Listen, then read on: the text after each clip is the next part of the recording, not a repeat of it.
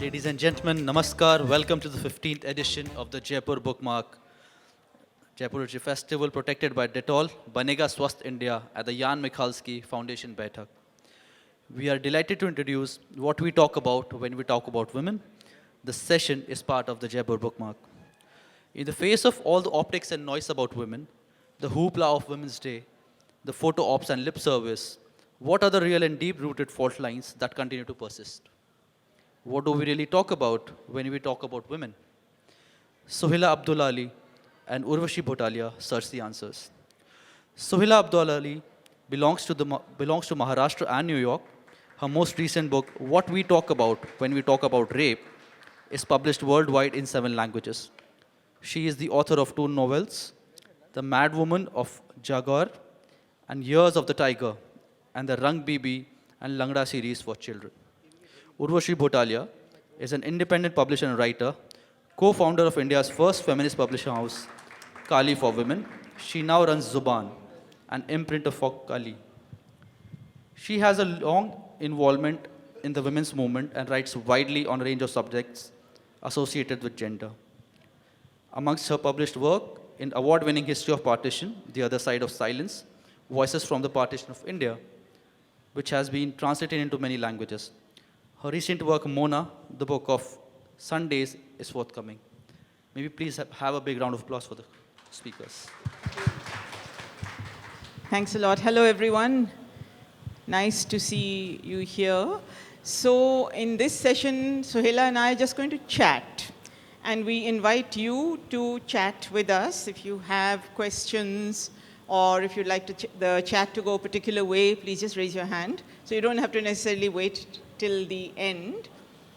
And how we thought we would do this, what we talk when we talk about women, the title of the session is actually taken from the title of a book that Sohaila wrote called What Do We Talk About When We Talk About Rape? And we're going to start with talking a little bit about that book and what it meant to her to write it. It's based on a personal experience, but it's not about the personal experience. It extrapolates from that to actually look at the whole question of sexual violence and how it is perceived and talked about, what happens to the people involved in it, both the victim, survivor, and the person accused of the violation, and how society across understands it. And from that, we will start to talk about women in general. And excuse me if I keep doing this because there's a fly which is sort of finding its way across the stage. Sohaila, let me start by asking you. So you wrote this book a while ago, and it took you many years to come to the point of writing it because, as I said, it was based on a personal experience which you then processed and wrote about.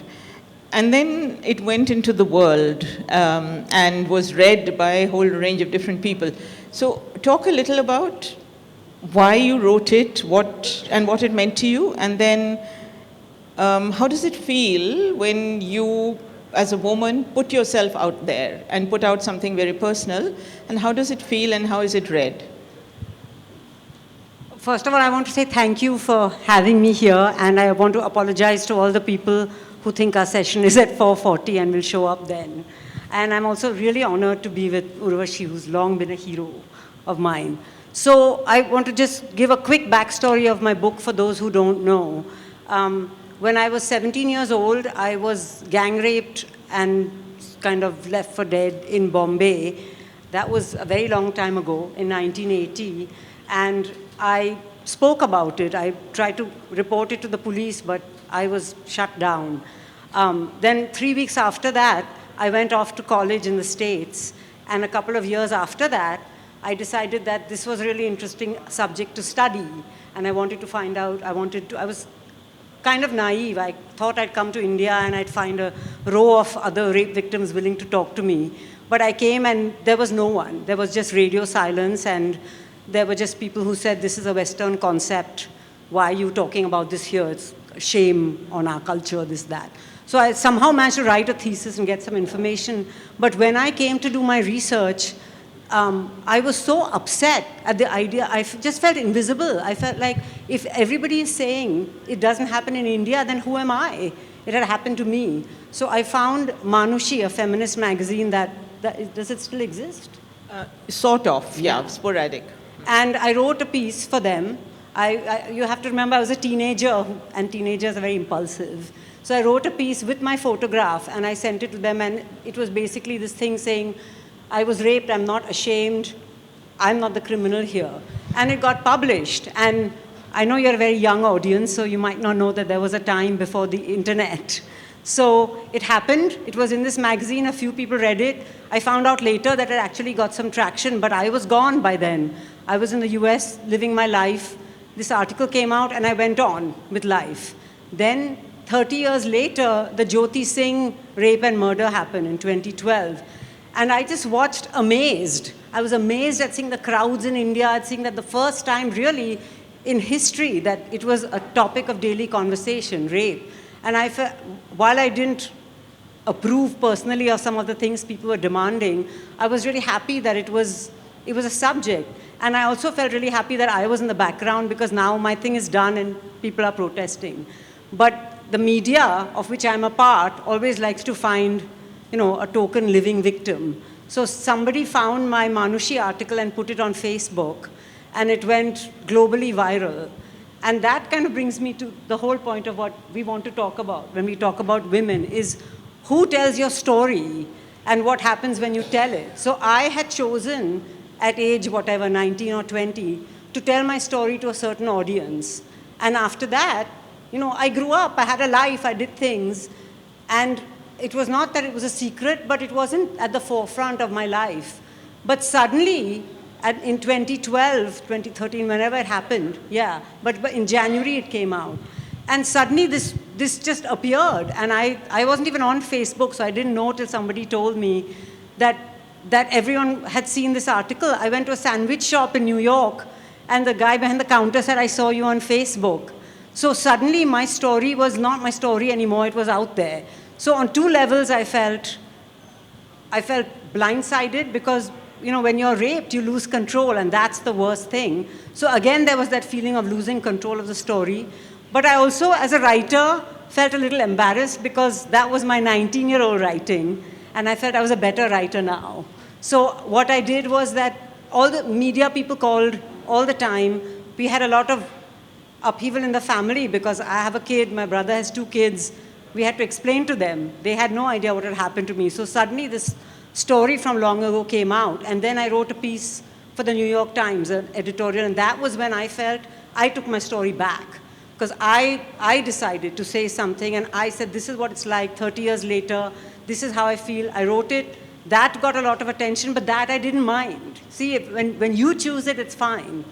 Then after that, despite the fact that I'd written all kinds of other things, I kept getting asked to write a memoir, which seemed to me utterly self-indulgent and also kind of fake, because the memoir would have been predicated on, oh, the rape is the biggest thing that happened to you and everything leads from that.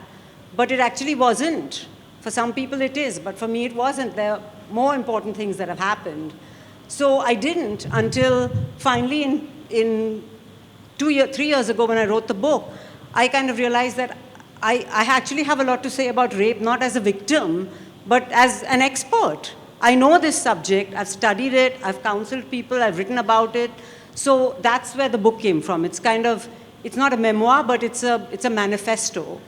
And so in a funny way, even though my fear was that if I wrote it again, I'll go back to that thing of, oh, the living rape victim, it wasn't like that at all. I felt like I told it my way, and the book is, to me, a testament to writing. It's a writing project, not a rape project. So that's the long story of the book. So, you've said many things which actually we could pick up and discuss. One of the things you said was that you were surprised at the kind of reaction that Jyoti Singh Pandey's case got in 2012, 2013.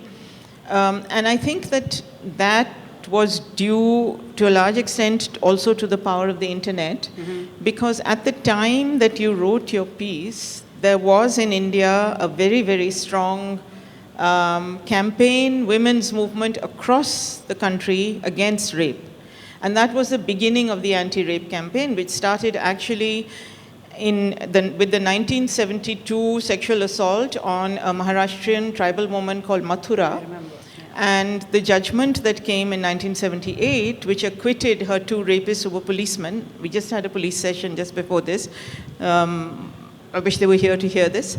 And as a result of that acquittal, 4 lawyers, really well-known lawyers, wrote an open letter to the Chief Justice of India saying this is a travesty of justice, because basically the judgment said that because the girl she was minor, she was 16 years old, because she was walking with a guy, and because she had had sexual intercourse before, therefore she was a woman of easy virtue, and it was okay to rape her. Basically, that's what the judgment said. So there was a huge movement, and the first changes in the law on rape in India came about in 1983 as a result of that campaign.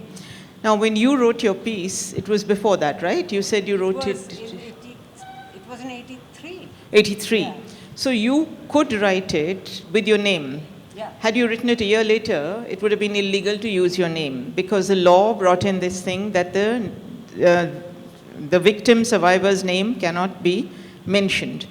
But for those of us who were involved, and I say those of us because I was very much part of that campaign to fight against rape, to raise consciousness about it, we created a street play that we took around based on the lives of women who had suffered sexual assault, and to argue with the state for changes in the law. So the Law Commission was appointed to go into the law on rape, and they met with women's groups across India and listened to what they call evidence, and on the basis of that created a new piece of legislation, which then in 2013 was revised and changed yet again, so for the second time after colonial times.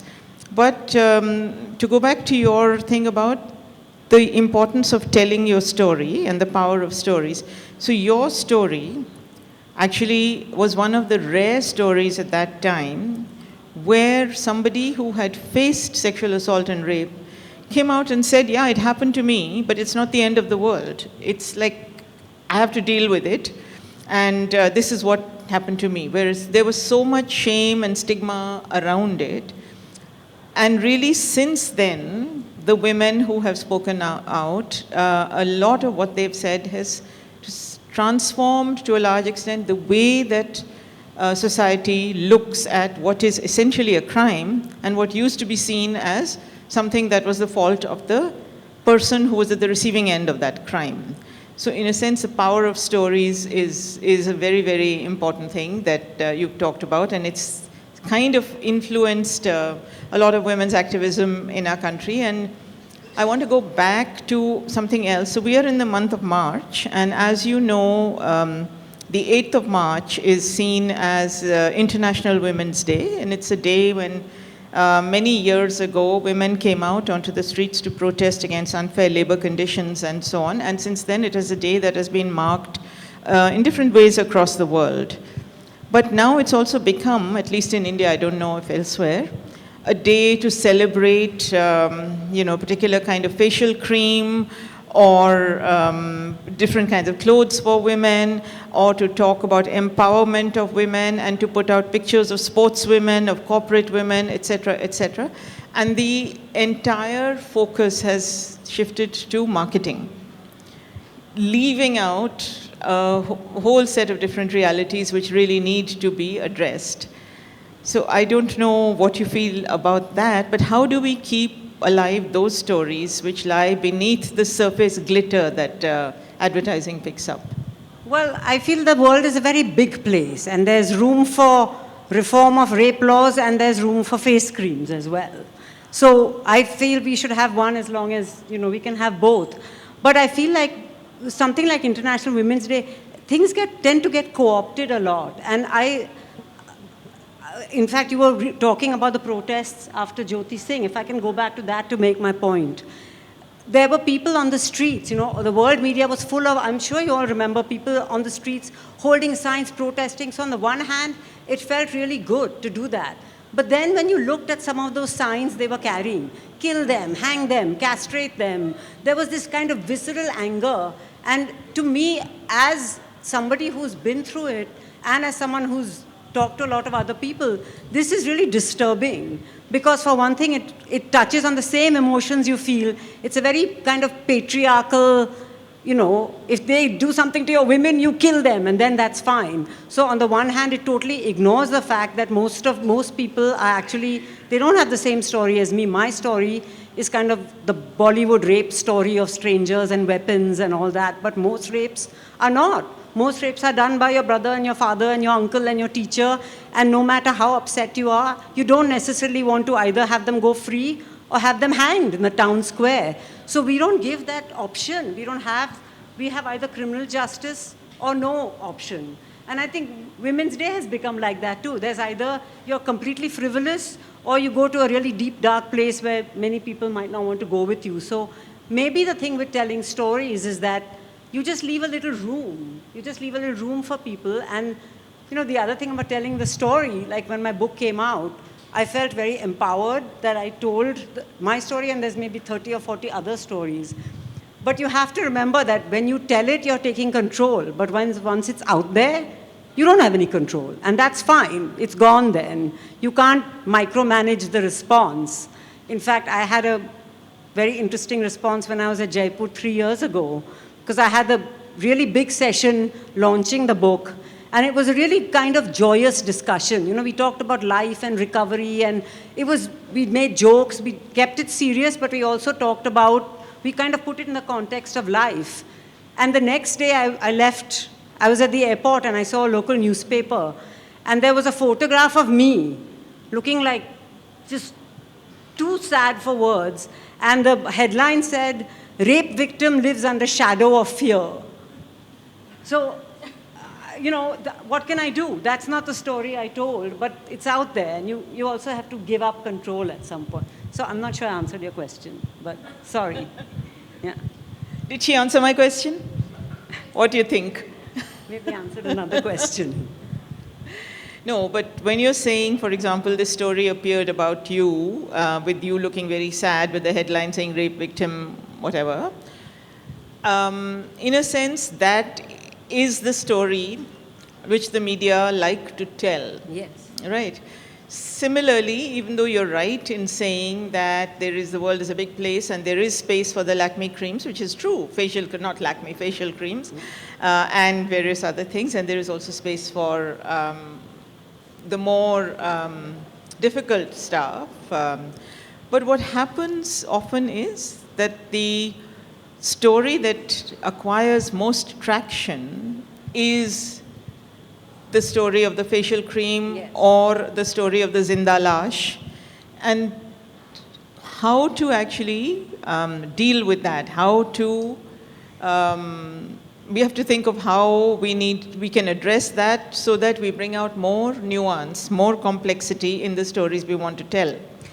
Absolutely, and I think the first step is to tell more stories, because if you only have one, that gets a lot of weight. If, for instance, my biggest fear in writing this book was not the response I would personally get, because I knew the people in my life and what they felt. But I was really afraid that in making the point of this doesn't have to be the end of the world, I would upset victims who felt I was making light of it. Because for some people it is the end of the world, and that's okay too, it's just different. So it seems to me that in order to allow the focus to shift, you can't just have one or two. You can't have just the zinda lash and just the Lakme cream. It has to be lots of things in between, so people can pick and choose a bit. But when you tell your own story, I felt like I had too much power. I had too much power because there weren't too many others. And so my story was going to get all this focus. But even in the last 2 years, all over the world, now, it's not true. That media doesn't only call me because I'm the only one. There are really brave women and men and trans people, people of all genders, who have come out all over the world and talked about their experiences on a wide range of, it's all over the spectrum. I mean, in my book, there are people who were suicidal, there are people who have never got over it, there are all kinds. So if you as the audience that's consuming media only have one or the other to choose from, you don't even know. You don't even know what the possibilities are. So it's nice to get more so you can choose. It's true. I think that is so true that you need to hear many more stories. And also, I think, in a sense, your story was extremely powerful and meant a lot to a lot of people. But remember that your story got that traction also because your story was in English.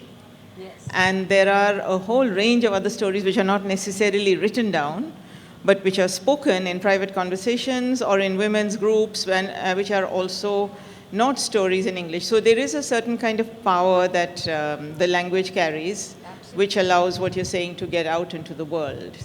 And the other thing is the internet, because we're talking about what we talk about when we talk about women, and I think the internet gives us this illusion that now we have access to the whole world, and we can see all these things, but we don't pay attention to the huge swathes of the world that are completely invisible because they're not on the internet.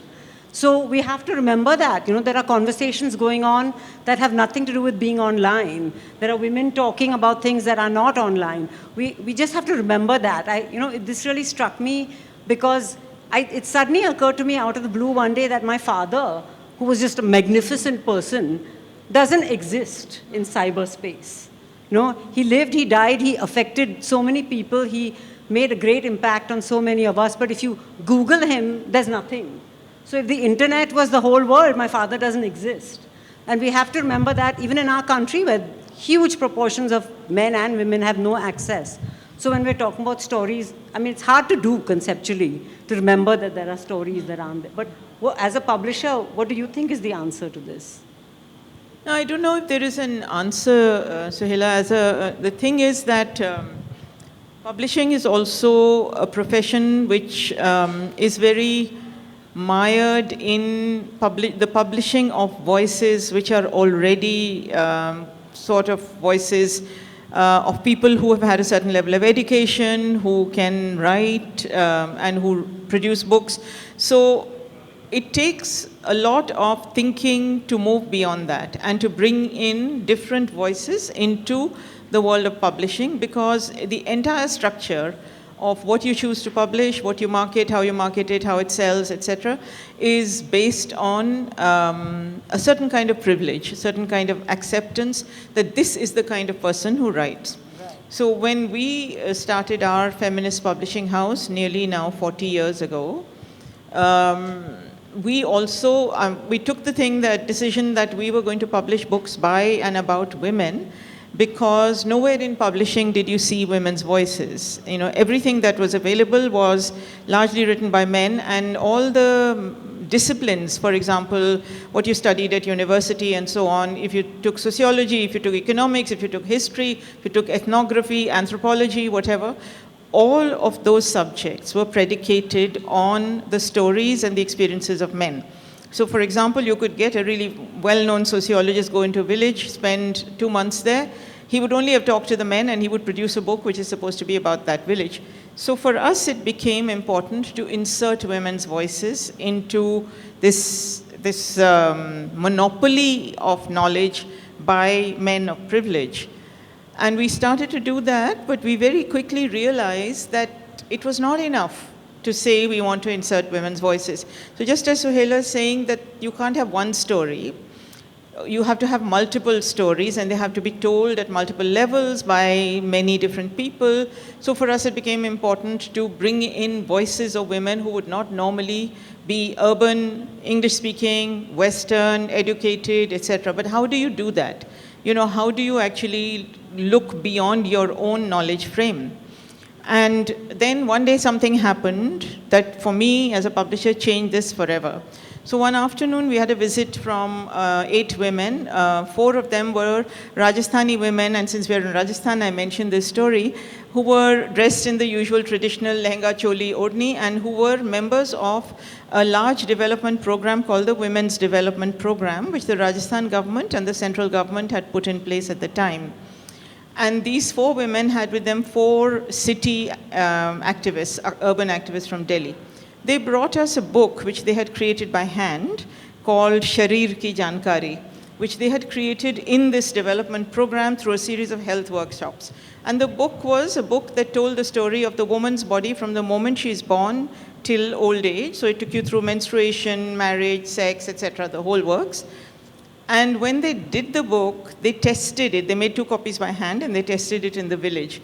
And in the village, everyone laughed at them and said, you can't call this a realistic book because you never see a naked woman or a naked man in a village. So how can you say this book is realistic? So how to think about showing the human body and showing its parts without nakedness is the issue that these village women dealt with. They came up with the most ingenious solution.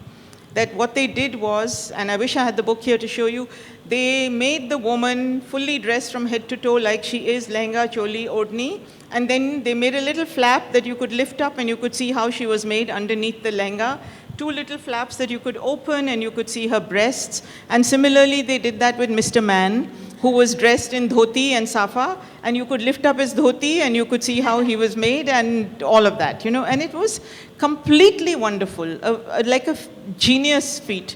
And so we did that book, and that's what allowed me, or opened for me, who had been schooled in the city and in school, English idiom schools, etc., to think that there are other knowledges and other stories out there, which it is our responsibility as middle people to bring to the attention of the world.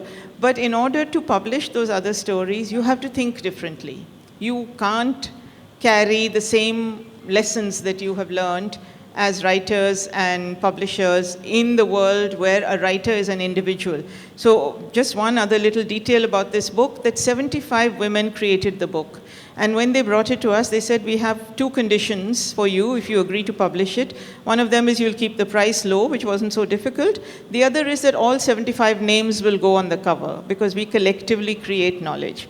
And we had to think of how to do that. And eventually we did it. We did it by putting all 75 names on the back cover and putting no name on the front cover, but just the title. So that book goes out even today with 75 names. So for me, that's the power of stories. Yeah. The other thing is when you tell stories, like for me, I hate it when people say, well, rape is a women's issue. There's no such thing as a women's issue. What's a women's issue? Yeah, and they'll call you up and say, what are you doing about it? Yeah, or, for one thing, given that the rapist is about 100% times a man, it is definitely a man's issue. But it's not just about rape, it's about everything else. It's like, if the minute we start to silo certain things that women talk about into women's issue, we're actually doing a real disservice to many men who would like to help, who would like to be part of the conversation, who don't know how to address this stuff, who don't have anyone to ask, how do I be in the world as a man and be a good person? So I actually was really excited when I saw my book. When I traveled over India and airport bookstores, many people didn't quite know what to do with it. So sometimes it was in the history section, sometimes it was in the business section. It was all over. And I thought, actually, it's related to all these things, so why not? So we do also have to be careful when we tell our stories that if it's any kind of issue that matters to you, it's everyone's issue. There's no such thing as rape being a women's issue at all. Yeah, and I think there's also a way in which today, and as Sohaila said, that all of you look quite young, there is a way in which, and I don't mean that in a dismissive way, it's just that I'm also a teacher and I teach young people, and I find that there is a genuine curiosity among young men today, at least of a certain class, to try and understand what are called women's issues within quotes, to try and see exactly what you say, to see how to be a good person. How to be, yeah. Yeah. No, there's no question. I feel so optimistic. I speak in colleges in the US and I've spoken to audiences here too. I feel like this generation is just a fantastic generation because there's a curiosity. For one thing, we've made a mess and left it to you, so hopefully you can fix it. But I think there's a curiosity and openness that can save us, but it can only save us if we are open to stories and we are brave to tell them. And I just want to say that I also would never want to sit up here and say everyone who's raped should tell their story, because for some people it's not a good idea. It's not easy to tell. I mean, I had all the support I could want from my parents, and it was still really tough to tell. It's tough to tell. It's tough to get flack from the police. They almost locked me up because I was the criminal for them. So one must never judge someone who chooses to be silent because, we make these reasoned choices. It's not up to people who've been assaulted and abused to fix the problem. It's up to us to listen to them and support them. It's not, it's not my job to end rape. So shall we then, we've got 10 minutes and 32 seconds here, and then there'll be another 5 minutes, I think. So should we just see, we wanted to make this more interactive. So do you have things you'd like to add or any questions you'd like to ask or comments? Yeah, there's one.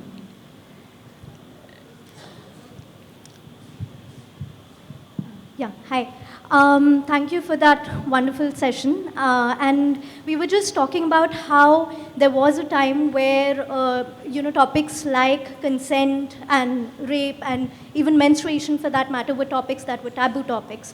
But increasingly we are seeing that there's a shift and there are brands and corporates who are using these issues in part of their marketing campaigns. And while this helps with maybe getting other people to talk about it also, does the rampant commercialization run the risk of diluting the topics that we are speaking of? So what are your opinions on that? Thank you. The thing is that the corporates will always take advantage. They will always take advantage of any topic and try to monetize it. And I guess the best we can do is just try to capitalize on that and, get them at their own game. If they are taking the topic and spreading the word, then you quickly leap in after everybody's saying that word and tell them how they really should be talking about it. But I don't think there's a cure for that because that's what capitalism does. Everything is a commodity. Yeah, I'd agree. I'd say that we need to have a critique of that for sure. And it's important to have a critique of that. And I think we understand well what the purpose is, what it's being used for. But there is also a way in which one can perhaps use that to talk about a different kind of messaging. The internet allows us so much of that, so perhaps that can be there as well. But you're so right that these issues were never talked about. And now they are out in the open. I mean, when women wanted, in my generation, when women needed to go out and buy sanitary pads, we had to wait till everybody had left the shop and whisper it to the shopkeeper, and then he would quietly turn around and block anybody else who was in the shop and take it off the shelf and put it into a newspaper and then a black plastic bag and wait till the men had left. I mean, when have guys had to buy a product with that kind of secrecy? But it had to be done. So, yeah, there's someone at the back. We can see two hands at the back. I don't know if they belong to the same person. Please get up. Please get up and ask. हमारे भारत के अंदर maximum महिलाएं कृषि के अंदर काम करती है जो अनएजुकेटेड होती है. किसके अंदर काम करती है? कृषि खेती में, हाँ, फार्मिंग में. हाँ. और उनका कहीं नाम नहीं होता है और काम सारा वो करती है, बट उनको मूलभूत सुविधाएं नहीं मिल पाती. जैसे उनको हेल्थ मिलती है, न उनके बच्चों को एजुकेशन मिलता है, न उनका कोई डेवलपमेंट होता है, जबकि भारत की इकोनॉमी के अंदर बहुत बड़ा योगदान देती है वो. तो उनके बारे में आप क्या सोचते हैं? देखिए, आपकी बात बिल्कुल सही है.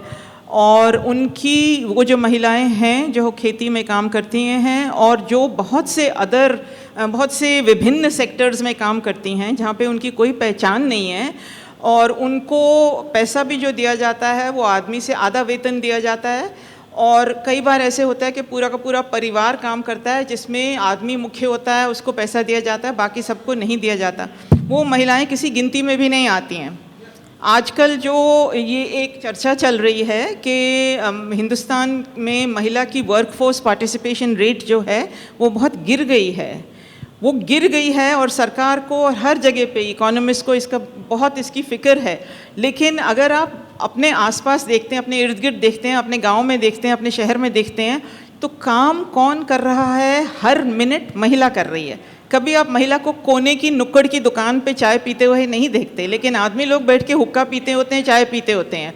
तो ये हमारे देश की सच्चाई है और इसके लिए सबको ये समझना है कि जिस तरह से महिला के काम को बिल्कुल ही कोई अहमियत नहीं दी जाती, उससे ना सिर्फ हमको आर्थिक घाटा होता है, लेकिन सामाजिक तौर पे भी हमारे समाज में एक बहुत बुरी प्रथा उत्पन्न होती है और जिसको हम ताकत देते जाते हैं। और वो सिर्फ औरतों की जिम्मेवारी नहीं है, सबकी।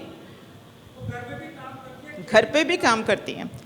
आपको मालूम है जो हिंदुस्तान में जनगणना होती है, जो सेंसस होता है, सेंसस में 1991 सेंसस तक जो प्रश्न पूछा जाता था काम के बारे में, वो ये होता था कि जो सेंसस एन्यूमरेटर होता था, जो टीचर जो नंबर लेने जाते हैं, वो एक घर में जाके एक आदमी से मुलाकात करके उससे कहते थे कि आप क्या काम करते हो, और वो आदमी उनसे कहता था मैं खेती करता हूँ, मैं ये करता हूँ, वो करता हूँ। फिर वो उसी आदमी से पूछते थे आपकी पत्नी क्या करती है, और वो कहता था मेरी पत्नी कुछ नहीं करती है। तो इसके बाद महिला जो आंदोलन से जुड़ी हुई औरतें हैं, उन्होंने खूब सारे पोस्टर बनाए जिसमें एक महिला की कोई 10 बाहें जैसे एक देवी की होती हैं, हर एक में बेलन, चकला, तेल, कटीन, कुछ ना कुछ पकड़ा हुआ है, और उसके ऊपर ये लिखा हुआ है मेरी बीवी कुछ काम नहीं करती है। उसको लेके हमने जनगणना में प्रश्न बदला कि औरतों से पूछिए वो क्या करते हैं। तो ये बहुत ज़रूरी है। एक और कोई पीछे था, वो हाँ आप खड़े हो जाइए, after that will come to you. Hi. Yeah, we can hear you. Yeah, hi. So the conversation around privilege was touched on before, but I wanted to ask this one question more specifically about women who are victims of marital rape, but they are stuck in really low-income families. And so they don't have financial independence, which acts as a huge deterrent to them actually sharing their stories out. So I just wanted to ask what you think could be done to improve that situation. Marital rape. Yeah. Well, basically we need to transform society, because marital rape is such a issue in our country. It drives me insane that it's not a crime, for one thing. I got into trouble in my last session because I said if this is what marriage means, we should ban marriage, and nobody liked that. But I'm not really into banning marriage. But I feel like your question, I don't necessarily have an answer for your question, but your question is actually even bigger than you make it. It's not just low-income women who don't have the financial resources. There's a huge financial component, but there's a huge other component. I have a good friend from school who's rich, whose husband abused her, who showed up at my house in the middle of the night having swallowed sleeping pills, wanting to die. And she could absolutely escape. She had the money, but her thing was, where will I go? My parents will shun me. What will I do? So I think there's definitely an economic factor, but there's just a societal change that needs to happen where we think marital rape is just part of it. It's the general put up and shut up with what your partner does that we need to deal with. And maybe the first step is in ourselves to not judge other people and to leave a space for them. If I could just add to that, that I think marital rape is, the ultimate form of violence, if you like, for women who are facing domestic violence all the time. And we know the statistics across the world of how domestic violence, intimate partner violence it's called, is the largest killer of women across the world, and yet it's something to which attention is not paid.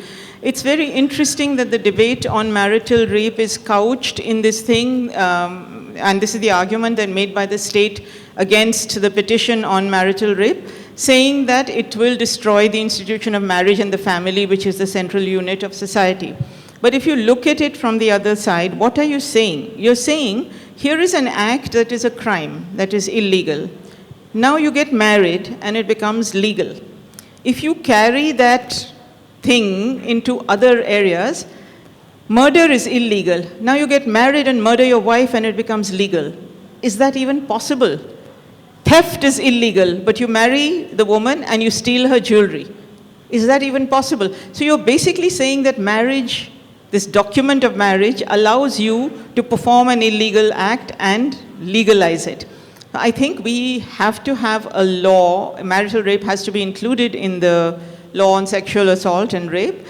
But we have to be aware that the law is not the only instrument of change. In fact, it's often the last recourse for people. So it's a beginning. If we have that, we also can move from there to discussing open discussions about domestic violence in the way that we have started to discuss sexual assault. Maybe that will start the process of change. And the other thing to add to that is that to always remember that there's a real us and them in this country and other countries of thinking that we who have a little more privilege have the answers. But we talk about how some things are not talked about. But there are people talking about them, we just don't listen. I remember at one stage in Bombay, I would take the train to work and back, and I was always in the ladies' compartment. And in the ladies' compartment, they would all discuss who got their teeth knocked out, who got this. It was an open topic of discussion, and not that they could necessarily do anything, but there was an outlet, there was a place to talk about it, whereas nobody in the middle class was having these discussions.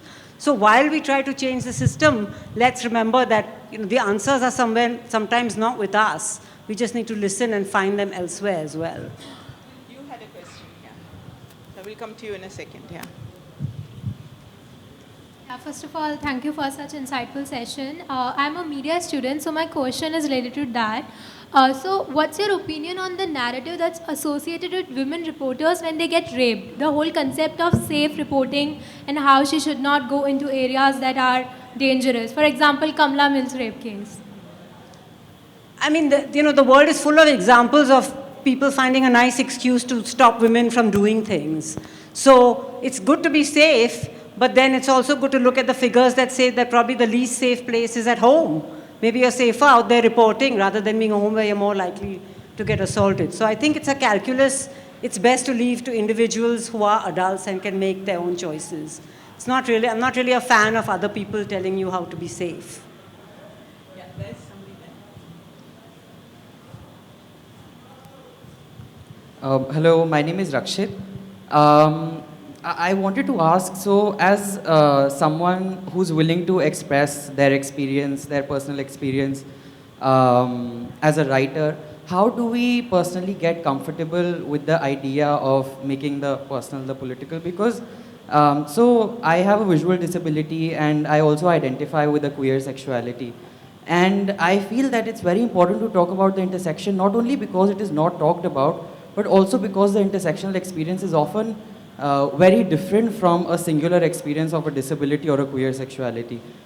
But whenever I am reached out by websites or editors to write for them, I know it's important for me to write primarily because it makes me comfortable, and I also feel it's important to spread some awareness about it. But after every submission that I make to the editor, I always have this conundrum key, I really unveiled myself and I have given out too much of myself that I don't even know if I am comfortable or not comfortable sharing. So how do we deal with this thing of there being a need to share, but how do I get comfortable with the sharing? Well, I think the short answer is that it's very tough to get comfortable.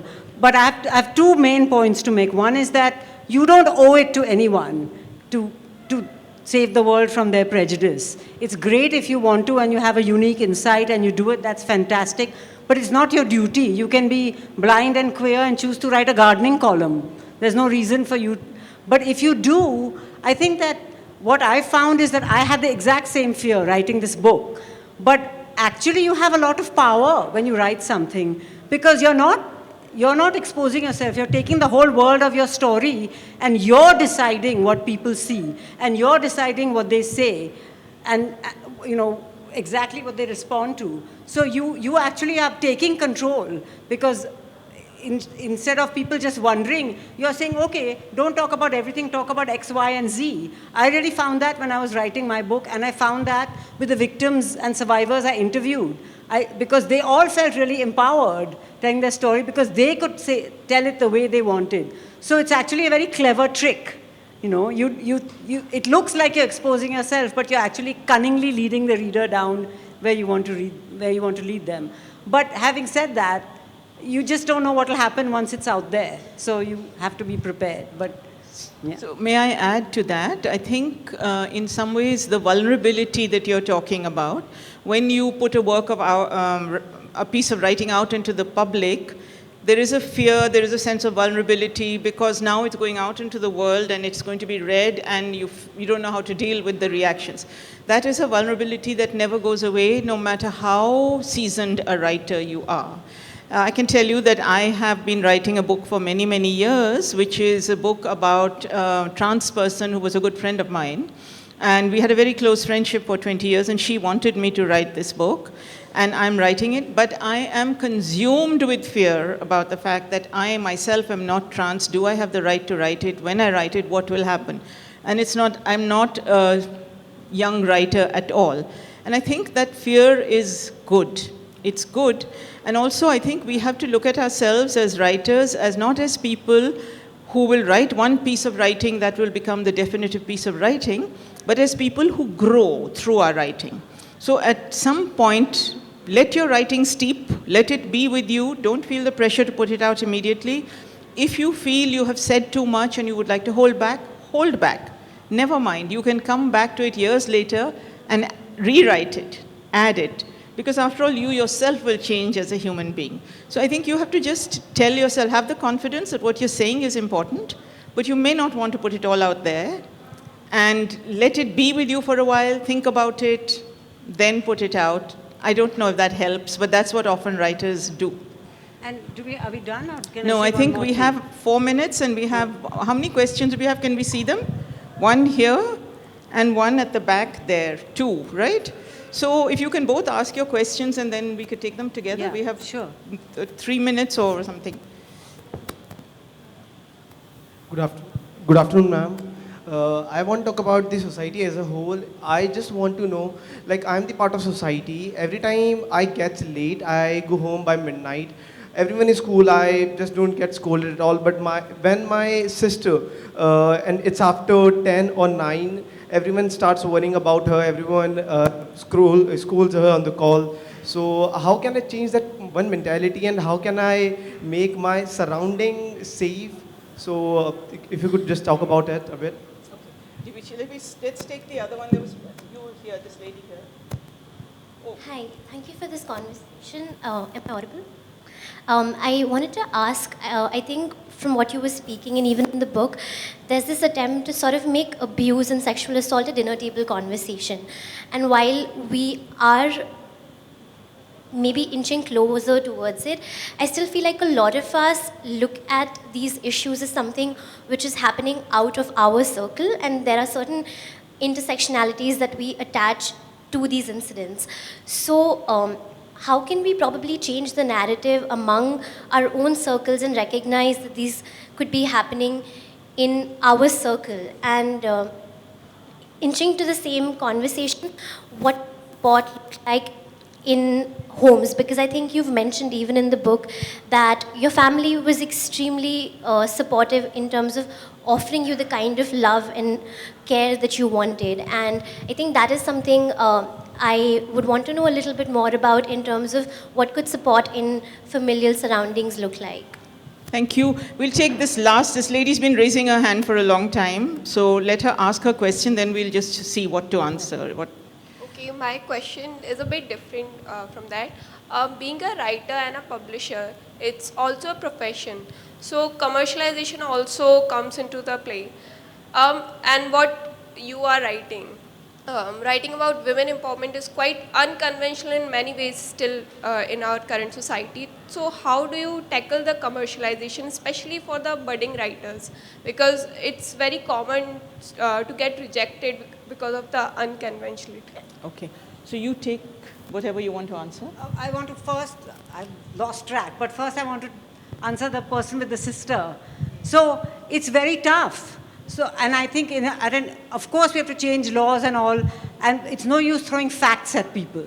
Like, if you tell your parents, well, she's more likely to be abused at home than out, no one's going to listen. But I think when we are in our individual families, which is where real change begins, just the fact that you've noticed this and you're asking this question is a beginning. Maybe you can speak up. Maybe you can say, well, why is she, explore. Why is she supposed to be home by 10 and me by midnight?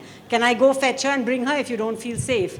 I think just questioning those small micro things and showing that you're not just okay with having more privilege is a great start, because the person who has privilege has the power to share it. So I think that even just bringing it up is a start. That question at the back about that lady asked the question. I forgot. It's the personal personal, your family and... Oh, okay.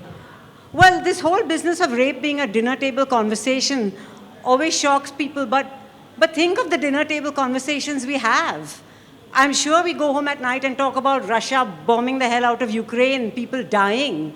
Now, rape is terrible, but is it as terrible as mass genocide? So I think we've got this in our heads that certain things are just, we just aren't even used to the word, which is why the title of my book has the word rape. I can't tell you how many people hide that title because the word is too shocking. So maybe just think about how we have dinner table conversations that are actually about far worse things, but we've got this thing in our head that we can't do this, and maybe it becomes easier then. I forgot the third question. Okay, so we've run out of time. I'll quickly say to your question, it's hard to be commercially successful and to be doing the kind of publishing we are doing. We've taken a lot of knocks. But the thing is, if you don't live for profit, but you want to just earn enough to get by and pay your way, it's not so hard. You should try it sometime. So thank you all for being such a great audience. And thank you, Sohaila. Thank you, JLF. Thank you to our speakers, Sohaila Abdulali and Urvashi Butalia ji. This session was part of the Jaipur Bookmark. Books by both the speakers are available at the bookstore. You can go and buy them. If any one of you wants to have their book signed, the speakers are here. You can get them signed in the right side of the venue and the author signing area.